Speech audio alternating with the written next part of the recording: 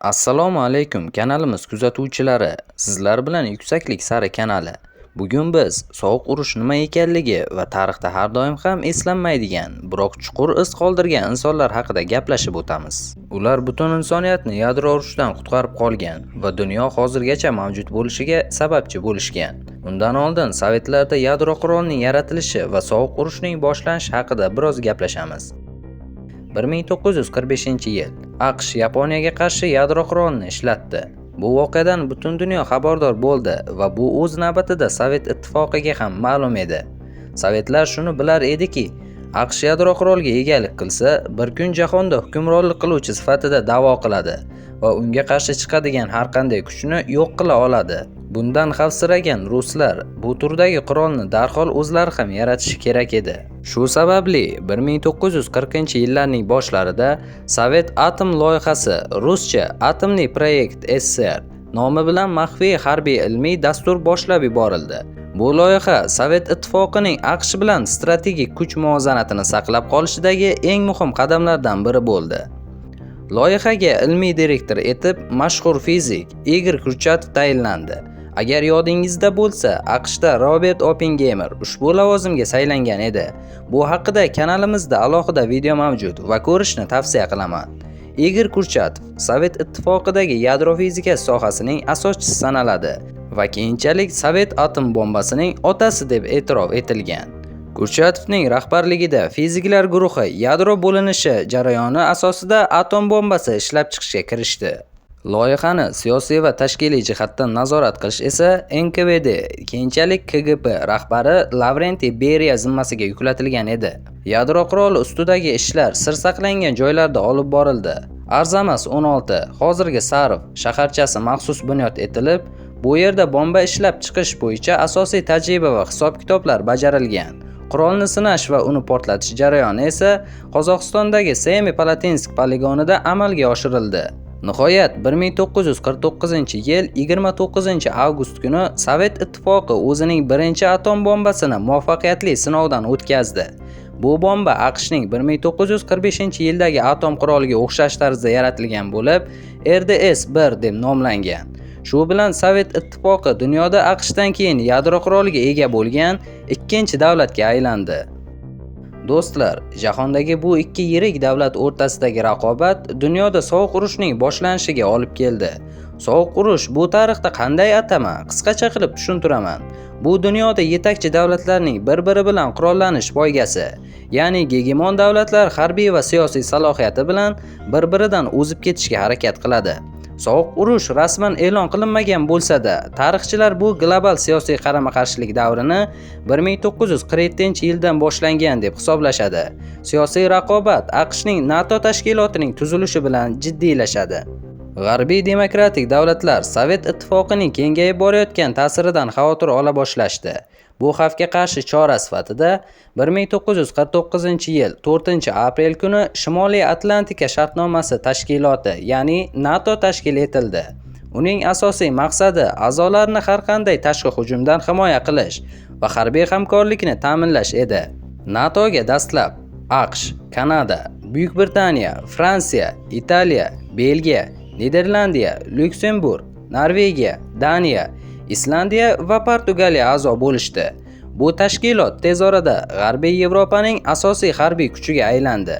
NATOning tashkil topishi va ayniqsa 1955-yilda G'arbiy Germaniyaning NATOga qo'shilishi Sovet ittifoqi tomonidan bevosita tahdid sifatida qabul qilindi. Shunga javoban Sovet ittifoqi o'z ittifoqchilarini birlashtirib, 1955-yil 14-may kuni Varshava shartnomasi deb nomlangan harbiy siyosiy tashkilotni tuzdi.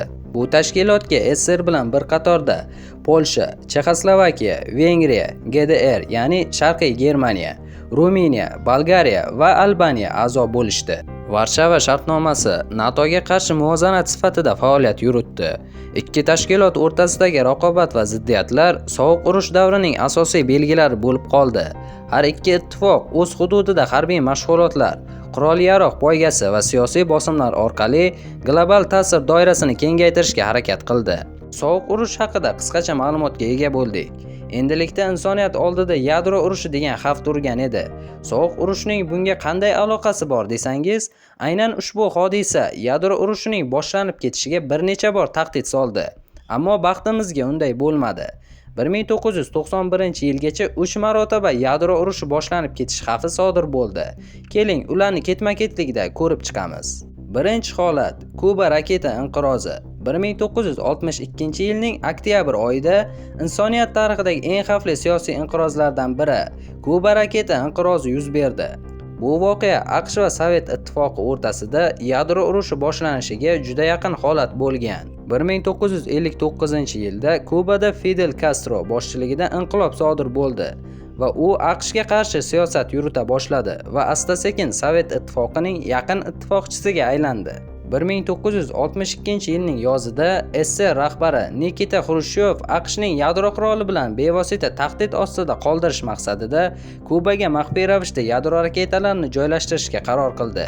Bu raketalar AQSh hududiga atigi 10-15 daqiqada yetib borishi mumkin edi. AQSh razvedkasi esa buni sezib qoldi va bu yangilik Amerika prezidenti John Kennedy va butun dunyoni larzaga soldi. Kennedy 22-oktyabr kuni televizion murojaat bilan ruslar agar raketasini Kuba hududidan olib chiqmasa, Kubani harbiy blokadada ushlab turishini aytadi. Bu hodisa 13 kun davom etadi va yadro urushining boshlanib ketishi bilan dunyoni qo'rqitib turadi. Yaxshiyamki, voqea diplomatik yo'l bilan hal etildi. 28-oktyabr kuni Nikita Xrushchev raketalarni Kubadan olib chiqishga rozi bo'ldi. Buning evaziga AQSh Kubaga bostirib kirmaslikka qaror qildi. Bundan oldin AQSh ham o'z raketalarini Turkiya hududiga joylashtirgan edi va kelishuv imzolangandan keyin AQSh ularni Turkiyadan olib chiqib ketdi. Yadro urushiga xavf solgan ikkinchi holat. Bu holatda rus ofitseri Vasiliy Arxipov muhim rol o'ynaydi. Xo'sh, u nima ish qiladi? Vasiliy Arxipov insoniyatni yadro urushidan saqlab qolgan Sovet ofitseri. Vasiliy Arxipov tarixda eng muhim rolni aynan 1962-yil oktyabrida Kuba raketa inqirozi paytida o'ynagan. U o'sha vaqtda Sovet suvosti kemasi B-59 da xizmat qilayotgan edi. U flotilya komandirining o'rinbosari, ya'ni bir nechta kemalar ustidan javobgar katta ofitser edi. B-59 Karib dengizida AQSh blokadasini buzib o'tgani uchun AQSh harbiy kemalari tomonidan aniqlandi va chuqurlik zaryadlari bilan suv yuzasiga chiqarishga majbur qilinadi. Ammo B-59 ekipaji tashqi dunyo bilan aloqa uzilgan holatda bo'lib, urush boshlangan deb o'ylaydi. Kema ichida yadroviy torpeda mavjud edi va uni ishga tushirish uchun 3 nafar ofitserning roziligi kerak edi. Ulardan birinchisi kapitan Valentin Savitskiy zarba berishni istaydi. Ikkinchi ofitser Ivan Maslennikov rozi bo'ladi va so'ngida Vasiliy Arxipov yagona kishi bo'lib, bunga qat'iy qarshi chiqadi. U o'z rahbarlariga bosim o'tkazadi, urush boshlanganiga ishonch yo'qligini aytadi va yadroviy torpedani qo'llamaslik kerakligini isbotlaydi. Uning bu qarori tufayli torpeda ishga tushirilmaydi va insoniyat yadro urushi halokatidan qutuladi. Vasiliy Arxipovning bu jasorati Sovet ittifoqida uzoq vaqt sir saqlangan. U nafaqat urushning oldini oldi, balki bu haqda ochiqcha so'zlamagan. Faqat sovuq urush tugagach va arxivlar ochilgach, uning roli haqida butun dunyo xabardor bo'ldi. 3-to'qnashuv. Stanislav Petrov xizmati. Ushbu shaxs dunyoda yadro urushining oldini olgan eng mashhur shaxs. Shu inson tufayli hozirda jahon sivilizatsiyasi mavjud. Xo'sh, u urushni to'xtatishga qanday hissa qo'shadi? 1980-yillarga kelib, AQSh va Sovet ittifoqi o'rtasidagi sovuq urush yanada keskinlashgan edi. Har ikki tomon yuzlab yadro raketalarini bir-biriga qaratayotgan holda, istalgan paytda urush boshlanishi ehtimoli bilan yashardi. Har bir tomon boshqasining hujumini iloji boricha tez aniqlash va erta ogohlantirish uchun tizimlarni joriy qilgan edi. Shunday tizimlardan biri SSRda joylashtirilgan OK sun'iy yo'ldosh tizimi edi. Uning vazifasi AQSh hududidan uchirilgan yadro raketalarini iloji boricha tez aniqlab, SSRga ogohlantirish berish edi. 1983-yil 26-sentyabr hal qiluvchi tun.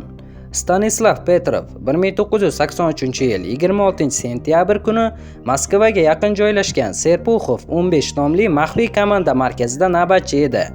Aynan shu kuni soat taxminan tungi 00:15 da kompyuter tizimi signal berdi. AQShdan SSR tomoni yadro raketasi uchirildi. Petrov signalni sinchiklab tekshirganida tizim yana 4 ta raketa uchirilgani haqida xabar berdi. Jami 5 ta yadro raketasi AQShdan uchirildi degan ogohlantirish paydo bo'ldi. Petrov darhol qaror qabul qilishi kerak edi. Bu haqiqiy hujummi yoki tizimdagi xatomi? Agar u bu xabarni yuqori rahbariyatga haqiqiy yadro hujumi deb topshirsa, Sovet ittifoqi javob tariqasida yadro qurollarini ishga tushirishi mumkin edi. Natijada dunyo yadro urushi ichiga kirib ketgan bo'lardi. Ammo Petrov sokin fikrlaydi va xulosaga keladi.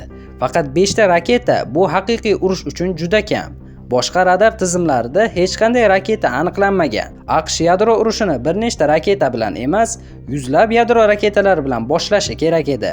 Shu sababli u yuqoriga bu yolg'on signal deb xabar beradi va hech qanday qarshi hujum boshlanmaydi. Keyinchalik ma'lum bo'lishicha, yadro raketasini aniqlovchi tizim quyosh nurlari va bulutlar aksining noto'g'ri talqin qilinishi natijasida xato ogohlantirish bergan edi.